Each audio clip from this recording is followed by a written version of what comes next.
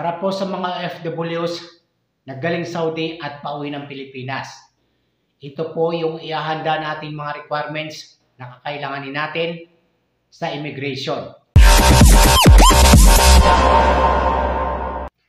Number 1, yung ating pasaporte, hindi po siya expired. Number 2, yung pong ating plane ticket. Number 3 mga kaibigan, yung pong ating travel pass with QR code.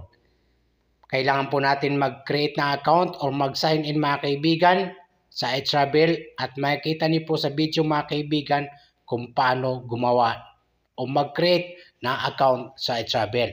So kailangan po natin mga kaibigan ilagay yung ating email address at complete name po natin. Kung ano nakalagay po sa passport natin ay ganun din po ang ilalagay sa ating iTravel para po sa arrival nyo sa Pilipinas mga kaibigan.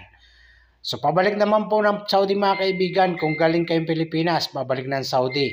Ganon din po mga kaibigan yung ihahanda natin mga requirements. Yung inyong passport po, hindi rin po siya expired. Number 2, yung pong plane ticket natin. Number 3 mga kaibigan, yung pong ating exit re-entry visa sa Saudi na galing po sa inyong employer.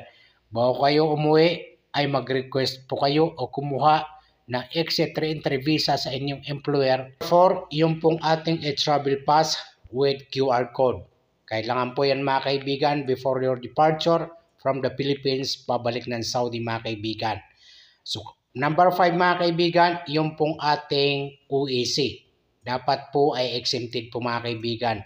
Wala po kayong babayaran. Napakadali lang po mga kaibigan mag-register sa DMW. Or bago kayo umuwi mga kaibigan, before your departure ay mag-register po kayo o i-download nyo ang inyong UEC. Ito po ay exempted. Wala po kayong babayaran.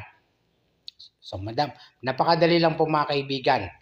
Kung may mga katanungan po kayo mga kaibigan, ay mag-comment down below para masagot natin na maayos. Maraming salamat. God bless you always mga kaibigan.